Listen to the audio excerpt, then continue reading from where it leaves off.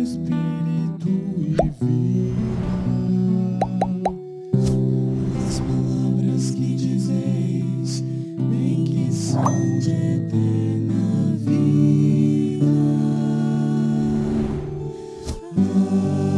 Aleluia, aleluia,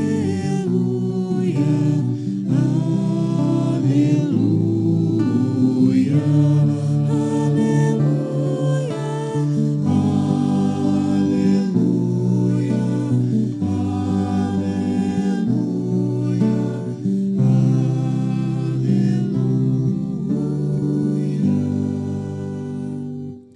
O Senhor esteja convosco. Proclamação do Evangelho de Jesus Cristo segundo João. Naquele tempo, muitos dos discípulos de Jesus que o escutaram disseram: esta palavra é dura, quem consegue escutá-la? Sabendo que seus discípulos estavam murmurando por causa disso mesmo, Jesus perguntou: isso vos escandaliza? E quando viredes o Filho do Homem subindo para onde estava antes? O Espírito é que dá vida, a carne não adianta nada. As palavras que eu vos dei são Espírito e vida. Mas entre vós há alguns que não creem. Jesus sabia desde o início quem eram os que não tinham fé e quem havia de entregá-lo. E acrescentou: é por isso que vos disse, ninguém pode vir a mim a não ser que lhe seja concedido pelo Pai. A partir desse momento, muitos discípulos voltaram atrás e não andavam mais com ele. Então Jesus disse aos 12: vós também vos quereis ir embora? Simão Pedro respondeu: a quem iremos, Senhor? Tu tens palavras de vida eterna. Nós cremos firmemente e reconhecemos que tu és o Santo de Deus. Palavra da salvação.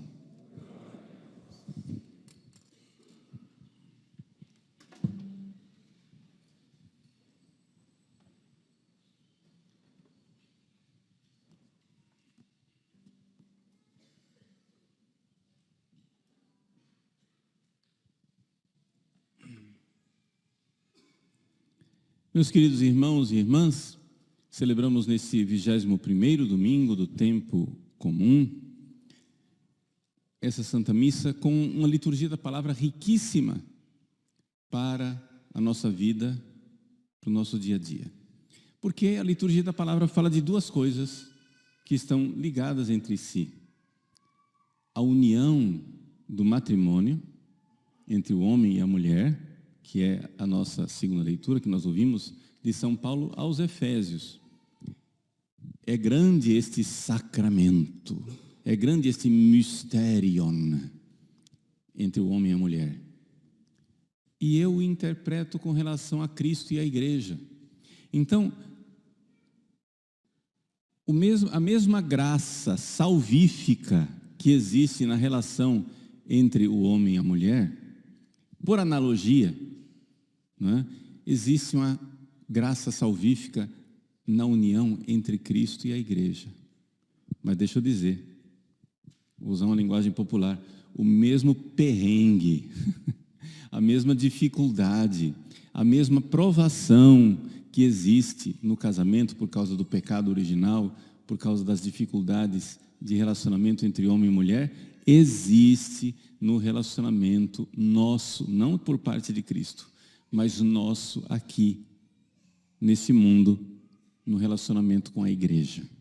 Vamos ver como as duas coisas se iluminam. Vejam só. Primeiro começamos com o Evangelho. O Evangelho de hoje é a conclusão do 6º capítulo de São João, em que Jesus faz o discurso do pão da vida. Só para recapitular o capítulo, desculpa a repetição. Começou com Jesus multiplicando os pães, aí Jesus atravessa o lago, né? E do outro lado do lago, depois do milagre de ele caminhar sobre as águas, Jesus então encontra uma multidão que estava procurando pão. E Jesus então explica o pão da vida. O pão que nos alimenta. Número 1, o pão da palavra, que nos alimenta através da fé. Número 2, o pão da sua presença real no sacramento da divina Eucaristia, que alimenta a nossa caridade, nosso amor. Não é? Quando ele começa a falar de comer a minha carne e beber o meu sangue, as pessoas ficam escandalizadas. Aí disse, não, aí pegou pesado, aí não quero mais. E então, muitos discípulos deixaram de crer. E Jesus, nós estamos aqui 1 ano antes da paixão de Cristo. O capítulo 6 inicia dizendo, estava perto a Páscoa, a festa dos judeus. Então é a Páscoa do ano anterior à paixão de Cristo.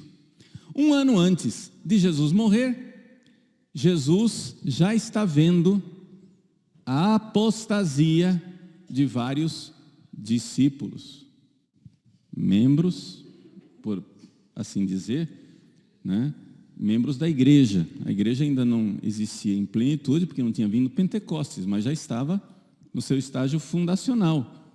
E ele diz assim, que Jesus sabia desde o início quem eram os que não tinham fé. Nós não sabemos isso. Eu olho aqui, eu não tenho um instrumento para medir a fé. Fé, em grego, é pistis. Tá? Eu não tenho um pistômetro. Um medidor de fé. Esse tem, esse não tem, esse tem, esse não tem. A fé é uma realidade invisível. Mas Jesus, ele via os que não tinham fé e quem havia de entregá-lo. 1 ano antes, Jesus já sabia que Judas estava lá. E a prova disso é que Jesus vê o pessoal indo embora, os que apostataram e saíram, tá? Só que a gente diz, ufa, ainda bem, padre, ainda bem que o pessoal que deixa de crer sai da igreja, belê, fica só os que creem. Não ficam só os que creem. Jesus olha para São Pedro e diz, vocês também querem ir embora? São Pedro diz, para onde iremos, Senhor? Só tu tens palavras de vida eterna. E faz uma profissão de fé externa. E ele diz, nós cremos firmemente e reconhecemos que tu és o Santo de Deus. Jesus diz, é verdade. Não fui eu que... Aqui não está na parte que a gente leu, mas se vocês pegarem a Bíblia de vocês em casa, continua. É verdade. Não fui eu que vos escolhi os 12? No entanto, um de vós, os 12, os apóstolos, nossos primeiros bispos, São Pedro, o primeiro Papa, os apóstolos, como se fossem os primeiros bispos. Não fui eu quem vos escolhi os 12? No entanto, um de vós é um diabo. 1 ano antes, Jesus já sabia que Judas tinha perdido a fé. Veja, quando Jesus escolheu Judas, Judas tinha fé. Quando Jesus escolheu Judas, Judas tinha todas as graças necessárias para ser um grande santo. Se Judas tivesse permanecido fiel às graças que ele recebeu, hoje nós teríamos igrejas dedicadas a São Judas Iscariotes. Não temos. Judas está no inferno. Mas aqui a gente começa a ver um grande mistério, e eu vou explicar para vocês esse mistério. Se Jesus sabia 1 ano antes que Judas já tinha perdido a fé,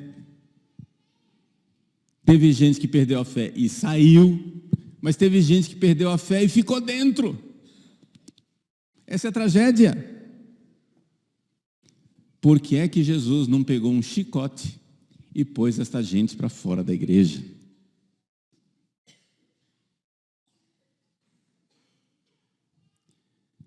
Porque Judas perdeu a fé internamente.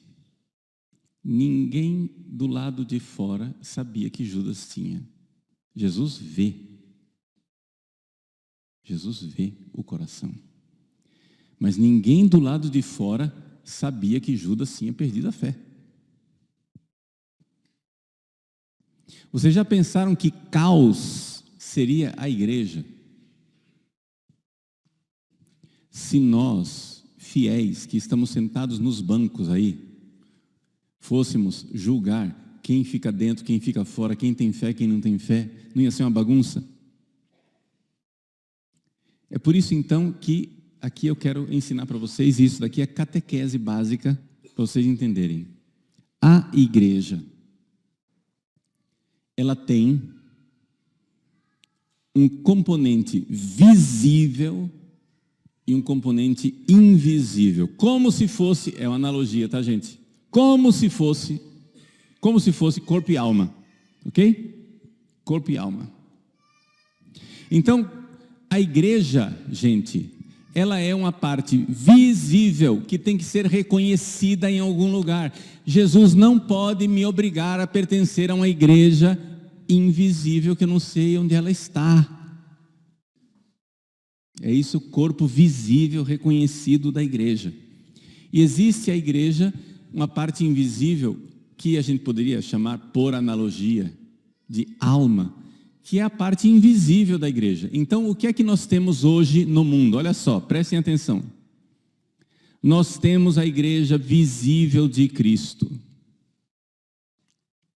que tem que ter um corpo reconhecível. São Roberto Bellarmino, grande doutor da igreja, santo jesuíta, ele diz, contra Lutero, contra Calvino, porque os luteranos, os protestantes, vocês já ouviram protestantes falar assim, placa de igreja não salva ninguém? Já ouviram essa frase?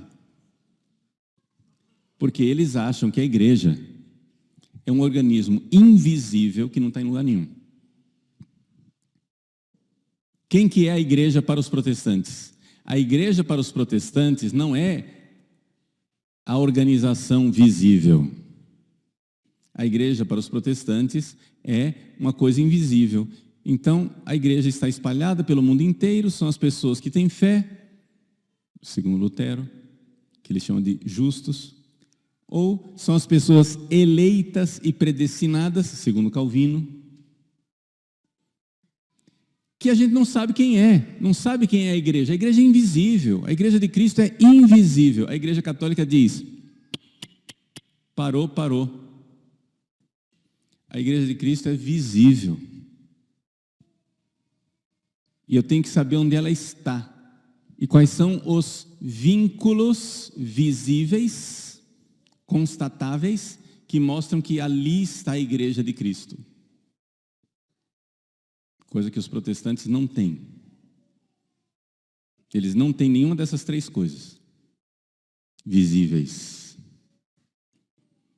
Se você quer estar na igreja de Cristo, você tem que ter a mesma profissão de fé.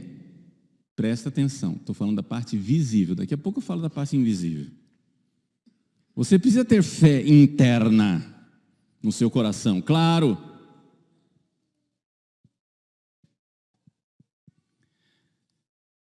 Mas a igreja de Cristo visível tem que ter a mesma profissão de fé. Quer dizer o seguinte, nós que estamos aqui, somos católicos, nós professamos a mesma fé. Todo domingo a gente levanta e professa publicamente, creio em Deus Pai, Todo-Poderoso, Criador do céu e da terra. Nós professamos as coisas que estão definidas pela igreja nos concílios ecumênicos.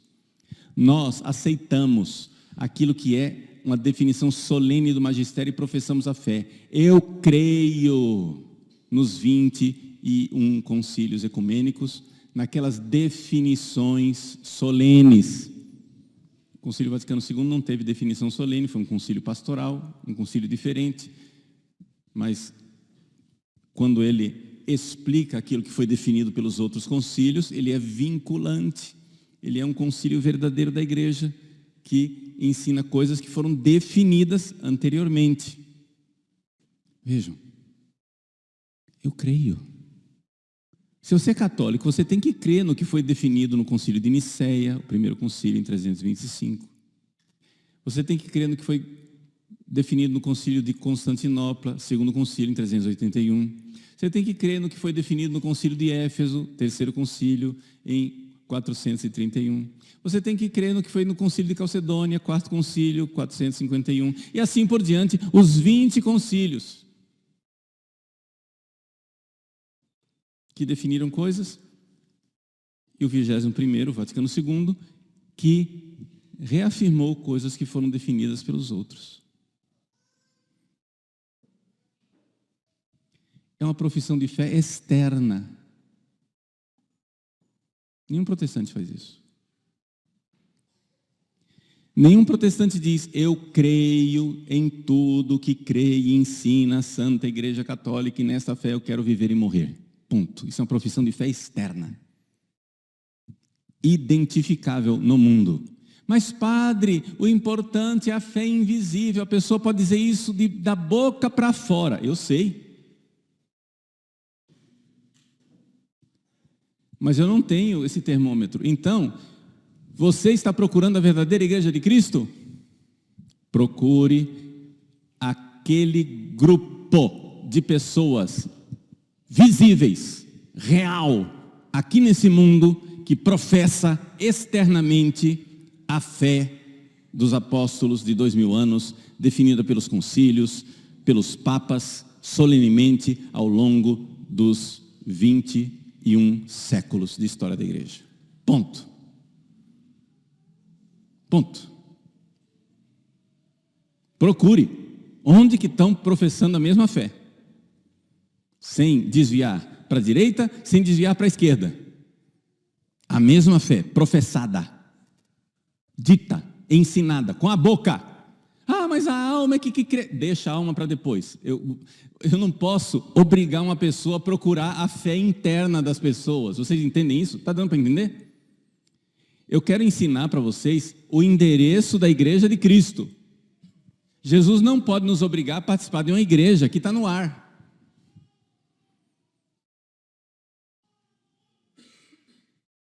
O endereço da igreja de Cristo é onde as pessoas professam a mesma, externamente, a mesma fé dos papas, dos concílios de 2000 anos.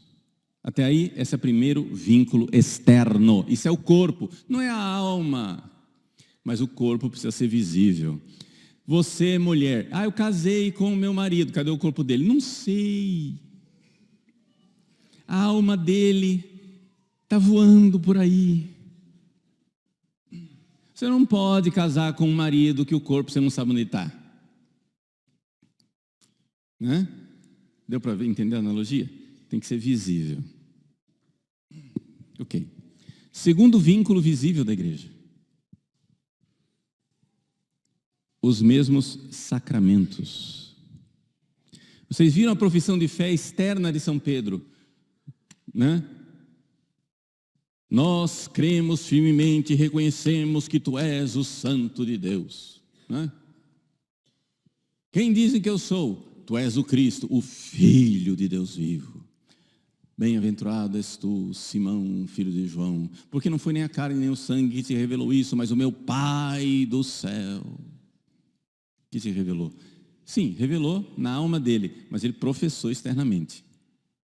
Ele falou externamente. Mesmo quando a fé de Pedro vacilou e ele negou Jesus 3 vezes.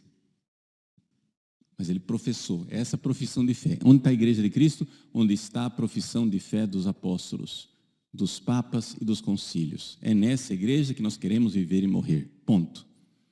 Lutero, não me venha com novidades. Teólogos modernos, não me venham com sacadas geniais. Eu quero a igreja de 2000 anos. Amém? Isso é uma coisa identificável em algum lugar. Segundo, Os mesmos sacramentos, nós vimos a profissão de fé. Jesus, os mesmos sacramentos. Quem comer a minha carne, quem beber o meu sangue, permanece em mim e eu nele. Os mesmos sacramentos de Cristo. Os mesmos sacramentos de Cristo quer dizer que Jesus está presente lá. Deixa eu dizer. Vou fazer aqui uma coisa. Imagine que você vai a uma missa de um padre que não seja muito devoto. O padre, tudo bem, não usa todos os paramentos, não gosta de fazer o altar de forma solene. É uma missa simples, o padre com os paramentos paupérrimos, a música desafinada, entendeu?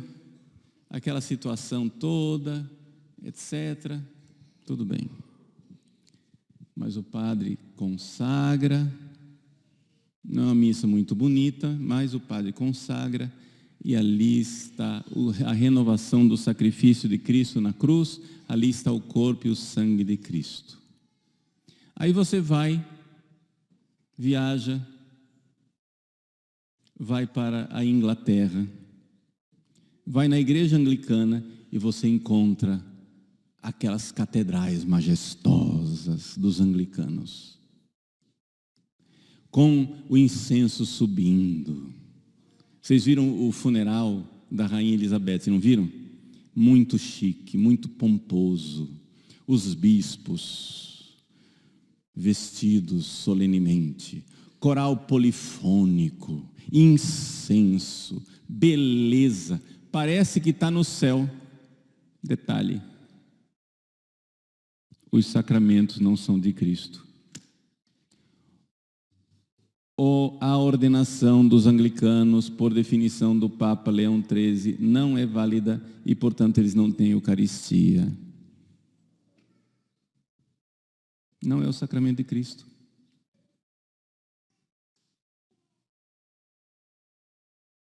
Não é Jesus.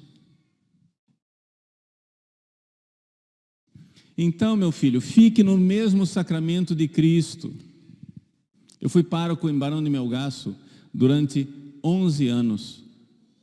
Pantanal, rio abaixo, tinha que chegar de avoadeira. A voadeira é um motor, é um barco com motor de popa que levanta assim a proa, né? E avoa. Aconteceu uma vez que eu fui celebrar missa no Cangá. Horas de viagem rio abaixo. Aquele povo não tinha missa há anos e anos e anos. E aconteceu que eu cheguei lá, para vocês terem ideia da miséria religiosa, eu tive que ensinar as pessoas a fazer o sinal da cruz.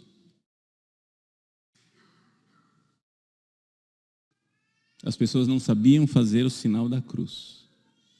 Eram batizados porque tinham levado em algum lugar, etc. e tal, né? E estava lá eu para celebrar missa. Abro a mala de missa. O abençoado do seminarista esqueceu de colocar os paramentos dentro. Lá estou eu, horas de barco, para chegar num lugar e celebrar uma missa. Atendi as pessoas em confissão, era um grupinho pequenininho, pouca gente. Fiz catequese, atendi as pessoas em confissão. Chega na hora da missa, não tinha paramento. Não se escandalizem. Necessitas caret lege. Existe uma coisa em direito canônico chamado epiqueia. Se eu pudesse entrar em contato com o Papa, nesse momento, ele me dispensaria de usar os paramentos para celebrar missa para um povo que não tem missa há tanto tempo? Dispensaria certamente. Pronto. Usei a epiqueia, celebrei missa, sem paramentos. mas era o sacramento de Cristo. Não tinha a pompa da catedral anglicana, mas era o sacramento de Cristo. É visível. É um lugar onde eu posso identificar os ministros que foram ordenados por sucessão apostólica e que celebram os sacramentos de Cristo. Esse é o endereço da Igreja de Cristo. Sacramentos válidos, mesma profissão de fé, mesmos sacramentos. Terceiro ponto, de vínculo visível. Gente, eu não estou falando da alma invisível, não estou falando das coisas invisíveis, mas você precisa saber o endereço da Igreja de Cristo, está claro? Para onde iremos nós, Senhor? Eu estou dizendo para onde você deve ir. Ok? Terceira coisa, o mesmo governo eclesiástico, a mesma hierarquia. A mesma hierarquia. Gente, quem governa a Igreja de Cristo são os sucessores dos apóstolos, sejam eles simpáticos ou antipáticos, justos ou injustos, santos ou pecadores.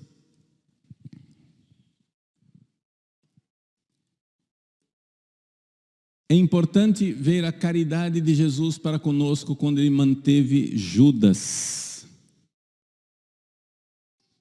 no grupo dos apóstolos. Um ano antes, Judas já tinha perdido o vínculo invisível com Cristo. Judas já tinha perdido a fé, gente. Perdeu a fé, você perdeu tudo. Perdeu fé, esperança, caridade, perdeu tudo. Ele já tinha perdido a virtude da fé internamente, mas só Cristo é que sabe disto. E porque Judas não deu nenhum sinal externo desta perda de fé, Jesus manteve Judas. No grupo dos apóstolos, Jesus ordenou Judas. Ele sabia. Um ano antes ele sabia, está aqui. Um de vós é um diabo. E no entanto ele ordenou Judas na última ceia. E, no entanto, ele deu a comunhão a Judas na última ceia. Por quê? Jesus está exercendo a caridade conosco, por quê? Porque os apóstolos não sabiam da defecção de Judas.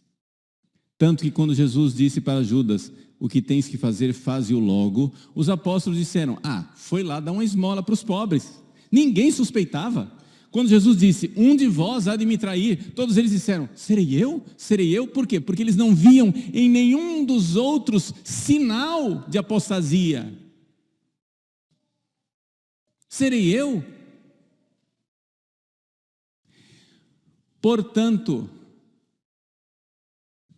você faz parte de uma igreja visível, que é governada por homens que podem ser encontrados e têm endereço. Nós, na Arquidiocese de Cuiabá, todas as missas dizem, para que você saiba, você veja, nós em todas as missas dizemos, pelo nosso Papa Francisco, pelo nosso Bispo Mário. É o vínculo visível. É fé. Isso eu aprendi concretamente de Dom Eugênio Salles, que era cardeal arcebispo de São Sebastião do Rio de Janeiro. Dom Eugênio, todas as vezes que ia a Roma, levava um presente para o Papa João Paulo II. Um dia o Papa chegou e disse, Dom Eugênio, por que o senhor nunca vem de mão vazia? Dom Eugênio parou, pensou e disse, Santo Padre, a gente pode dar um presente para uma pessoa porque gosta dela. Mas a gente pode dar uma pessoa porque crê. Eu creio em quem o Senhor é. Não é por afetos. Claro que João Paulo II e Dom Eugênio eram amigos. Tinham afeto. Mas não era por isso que ele dava um presente. Ele não dava um presente porque sentia afeto. Ele dava um presente porque cria. Eu creio em quem o Senhor é. Mesmo que eu sofra injustiças, eu devo permanecer debaixo do mesmo governo. É aqui que fica clara a comparação entre a esposa e o esposo que São Paulo coloca na carta aos Efésios. Se você é esposa submissa ao seu marido, não quer dizer que você aprova tudo que seu marido está fazendo. Quando o seu marido está funcional, bem. Quando ele não está funcional, seu marido está alcoolizado. E ele chega em casa completamente bêbado e diz para você, esposa: mulher, me obedeça.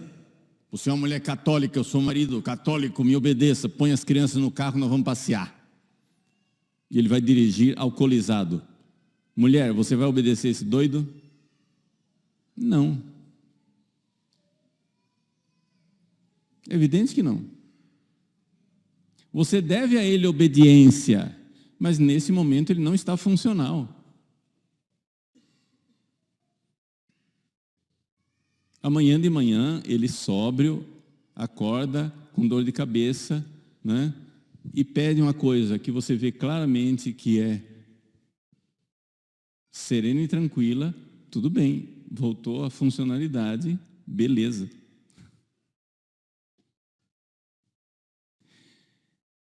Nós, na igreja, temos a consolação de saber que os papas e os bispos não são deuses.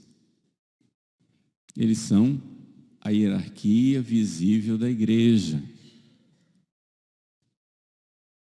a quem devemos obediência. Mas vejam, eu estou falando para vocês, é uma obediência de pessoas inteligentes. Uma mulher inteligente que vê seu marido alcoolizado vai obedecer? Naquele momento, não. 5 minutos depois, 10 minutos depois, 20 minutos depois que parou o alcoolismo, sei lá quando, 1 hora depois. É outra coisa. Vejam, não quer dizer que eu escolho quando eu vou obedecer. Obediência vale quando eu não estou de acordo. Está entendendo? Senão não era obediência. Mas eu posso não estar de acordo, mas o que me está sendo pedido não é contrário à fé. Porque graças a Deus nós tivemos 2000 anos de igreja. Está entendendo? 2000 anos de igreja. Então vamos supor a loucura, não é? Vamos supor uma loucura, que um superior meu, o Papa, o Bispo, o Vigário-Geral, meu pároco, não sei, um superior meu, pedisse para mim uma coisa que é claramente um pecado. Entendeu? Pedisse para mim, para eu, vai lá e obedece. Não, o Senhor é meu superior. Assim como a esposa diz, você é meu marido. O Senhor está me pedindo um pecado. Eu não posso pecar. Está entendendo? E a obediência, ela é canônica. A igreja, graças a Deus, tem um direito canônico. Vocês sabem para que serve o direito canônico? Para limitar o abuso de poder de quem tem poder dentro da igreja. Porque a igreja tem 2000 anos de experiência, ela sabe muito bem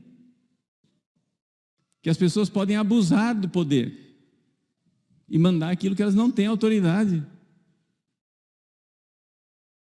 Mas é necessário Nós não podemos agora chegar a dizer, não gosto. Está entendendo? Se nós temos o nosso pároco aqui, que é quem está governando a nossa paróquia. Eu não gosto do penteado do Padre Overlan.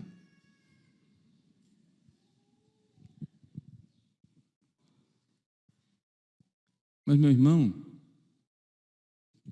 nós estamos na mesma igreja e ela tem um vínculo com autoridades concretas. Essas autoridades concretas podem até mesmo estar em pecado, Deus me livre. Mas eu tenho que reconhecer que é aquele corpo hierárquico que governa. Essa é a parte visível da igreja, está claro para vocês? Então a parte visível, São Roberto Bellarmino diz, tem que ser identificável, como eu identifico que existe o Reino da França, a República de Veneza ou o povo romano. Ele usa essas palavras. Tem que ser um negócio que tem endereço. Senão, para onde iremos nós, Senhor? Então, você quer saber onde está a igreja de Cristo? Ela está onde tem a mesma, vamos lá, os 3 vínculos visíveis. Mesma profissão de fé, mesmos sacramentos, mesmo governo, vamos usar essa palavra, mesma hierarquia. Governo parece secular, né? Mesma hierarquia. Profissão de fé é externa, tá? Não é aqui dentro. Profissão de fé, sacramentos, hierarquia. Quais são os 3 vínculos visíveis? A mesma profissão de fé, mesmos sacramentos e mesma hierarquia. Esse é o endereço visível do corpo da igreja. Agora, neste corpo visível, prestem atenção, pode ter gente que perdeu os vínculos invisíveis e que estão indo para o inferno. Uma pessoa em pecado mortal está no corpo visível da igreja, sim ou não? E se morrer em pecado mortal, para onde vai?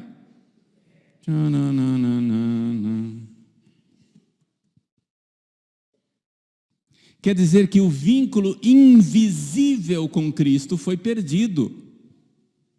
Mas ela continua com um vínculo visível. Você pergunta para ela, você crê? Creio. Está entendendo? Ela tem os mesmos sacramentos, foi crismada, foi batizada, etc. e tal. E ela está na mesma obediência. Quem que é o Papa? É Francisco. Quem que é o Bispo? Dom Mário.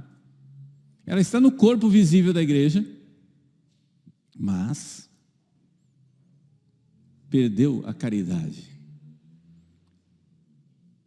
Quando você vai se confessar, você restaura o vínculo invisível.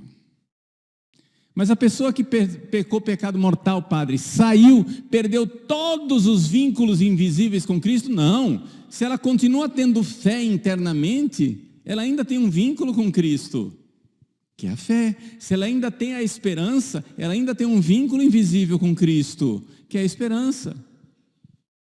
Mas vamos supor, Judas perdeu a fé. Se você perdeu a fé, cara, você perdeu a fé, a esperança, a caridade, perdeu os vínculos espirituais, foi tudo para o prego, acabou.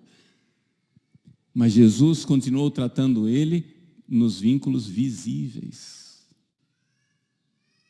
Ele continua fazendo parte da igreja visível, embora Judas estivesse indo para o inferno. E é por isso que Jesus conta a parábola do joio e do trigo. Porque nós somos apressados e gostaríamos de passar a peneira na igreja e dizer, fora daqui, fora. Calma, são 2 coisas diferentes. Os vínculos visíveis e os vínculos invisíveis. A ordem externa a gente consegue manter nos vínculos visíveis. Os vínculos invisíveis a gente resolve no confessionário. São dois tribunais diferentes. A igreja tem um tribunal interno e um tribunal externo. O tribunal externo da igreja é aquele que excomunga e que diz: você não pertence mais à igreja. A igreja, por exemplo, chamou Lutero. Lutero era um frade agostiniano, sacerdote ordenado, professor de teologia na universidade. Chamou aqui: vem cá, neguinho, deixa eu interrogar você. Foi lá o cardeal Caetano, interrogou ele. E ele, cabeçudo, chegou e disse: não, senhor, eu vou continuar crendo naquilo que eu coloquei na minha cabeça. O cardeal Caetano disse para ele: cara, você está fundando uma nova religião. Disse: não, vocês é que são apóstatas, eu não quero saber. Escapou, foi embora, deu no pé, fugiu na floresta. A igreja foi, mãe paciente, mandou uma segunda exortação para ele. E Lutero mudou de ideia? Nada. Na terceira exortação, a igreja o excomungou. O Papa Leão X excomungou Lutero. Veja, Lutero já estava ensinando heresia faz tempo, já tinha perdido a fé faz tempo, já estava fazendo coisas erradas faz tempo, e continuava tendo vínculos visíveis com a igreja. Se no tempo que Lutero estava pregando heresia, resistindo à Santa Sé, resistindo ao Papa, resistindo aos ensinamentos de 1.500 anos, naquela época não era 2.000 anos, né? De 1.500 anos da igreja, naquela época ele estava resistindo, ele fazia parte do corpo visível da igreja, não tinha sido excomungado ainda. Se ele morresse naquele estado de rebeldia, é possível que fosse para o inferno. Não vou eu julgar. Mas se a igreja não tinha ainda decretado a excomunhão dele, mas se eu fosse o confessor de Lutero, no tribunal interno do confessionário, eu ia dizer para ele: olha aqui, eu não posso absolver você. Eu não posso te dar absolvição, você não pode celebrar missa. Ele sai do confessionário, sem que ninguém saiba que eu neguei a absolvição para ele, vai para a sacristia, se paramenta e vai celebrar missa. A missa dele vale? Claro que vale. Invisivelmente, ele já está sem fé. Mas a missa dele tem valor, porque ele ainda, né, é sacerdote validamente ordenado, está celebrando o rito da igreja, está professando externamente, ele levanta lá e creio em um só Deus, Pai Todo-Poderoso, Criador do céu e da terra, ele está professando externamente, etc, etc. Está revoltado com Roma? Está, mas Roma ainda não excomungou, não cortou o vínculo. Está ainda naquela paciência da igreja, vai, não vai, é, não é, foi, não foi. A igreja tem paciência com os hereges, sempre foi assim. Sabe por quê? É caridade conosco. Cristo nos ensinou isso com Judas. Caridade, sabe por quê? Porque as pessoas falam heresias sem se dar conta. A igreja quer comprovar uma coisa chamada pertinácia. E aí julgar num tribunal externo. É somente num tribunal externo que a pessoa é excomungada externamente. Mas meu querido, minha querida, o tribunal não é você. Na internet está cheio de gente achando que é tribunal da igreja. Na internet você encontra gente dizendo: fulano não é mais membro da igreja, é apóstata, é excomungado, ele não é padre de verdade, ele não é bispo de verdade, ele não sei o que, não é. Mas quem que é você? Quem que constituiu você juiz no fórum externo da Igreja Católica? A igreja tem dois tribunais. Um para julgar os vínculos invisíveis. Chama-se confessionário. Outro para julgar os vínculos visíveis, que é o tribunal eclesiástico, ou Roma, etc, etc. Desculpem eu estar sendo cumprido aqui, mas eu preciso pôr ideias claras na sua cabeça, você está entendendo?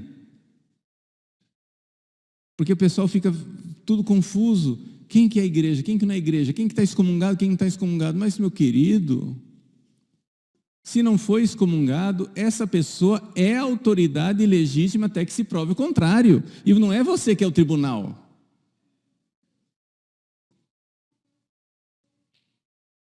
Não é você o tribunal.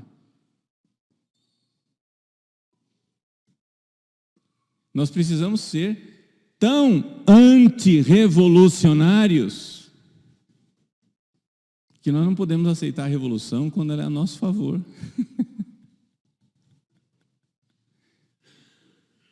Não é assim que se faz. Calma lá. Então vamos lá, para concluir, que já vai longa a homilia. A Igreja de Cristo, ela tem uma parte visível e uma parte invisível. A parte invisível, ela é a mais importante. Mas só ela não basta. Porque Deus não pode nos obrigar a participar de uma igreja que a gente não sabe onde está. Então Ele nos deu vínculos externos visíveis da mesma profissão de fé. Não interessa se a pessoa que está professando a fé externamente tem fé interna. Pode ser que tenha perdido a fé interna. Pior para ele, vai para o inferno, vai fazer o quê? Mas nós estamos na mesma profissão de fé. Quem professa assim é a minha galerinha, é a minha igreja, é a igreja de Cristo. Entendeu? É a minha turma. Eu creio no que creu Santa Teresinha, no que creu o Padre Pio, no que creu Santo Tomás de Aquino, no que creu Santo Agostinho, Santo Inácio. Entende? Eu creio no que creram os 266 papas em profissão externa visível. Eu creio no que creram os 21 concílios em profissão externa visível. Eu sei o corpo doutrinal de onde está a fé da Igreja Católica. Eu sei onde estão os 7 sacramentos válidos. Eu sei onde está a hierarquia que governa a igreja. Tem endereço. Esse é o endereço da Igreja de Cristo. Visível. Agora, nesse endereço visível, tem um monte de gente. Tem gente que está em pecado mortal, tem gente que é santo, tem gente que só é virtuoso, mas não é santo, tem gente que está em pecado mortal, tem gente que está em desespero, tem gente que perdeu a fé e apostatou. Tem de tudo. Mas nós não vamos julgar a alma das pessoas. A alma das pessoas, a gente vai no tribunal da confissão, onde o padre, com bondade, recebe o pecador arrependido. O que a igreja tem também é um tribunal externo para pôr ordem na casa, num lugar visível. Então, espero ter esclarecido as ideias de vocês. Foi longa a homilia, eu peço perdão, mas é que quando a gente fica na internet ouvindo milhares de opiniões e de gente falando e falando e falando e falando, a gente não tem ideias claras. Mas padre, como é que eu faço quando o bispo faz isso, ou o padre faz aquilo, ou o papa faz aquilo outro? Aí não dá para fazer uma homilia sobre casos concretos. Os casos concretos, você vai ter que exercer a prudência, sofrer para se manter vinculado à Igreja de Cristo. E cada caso é um caso, cada situação é uma situação. Seja prudente, paciente e, sobretudo, peça as luzes de Deus. Mas não tome atitudes individuais. Você não é o juiz. Você pode, sim, ver que aquilo que está sendo ensinado, talvez, eu não sei como é que funciona. Aquilo lá não está claro para mim. Então, se afaste daquele ensinamento que não está claro. Mas nós temos, graças a Deus, 2000 anos de ensinamento, onde tem clareza, maravilha, a mesma Igreja de Cristo. Então, vamos agora exercer essas 3 coisas. Nós vamos nos levantar e vamos professar a fé externamente. Nós vamos participar do mesmo sacramento. E nós, durante o cânon da missa, iremos recordar a hierarquia reconhecida com endereço específico, claro, que é o nosso Papa Francisco, o nosso arcebispo Mário. Encontramos o endereço da Igreja de Cristo.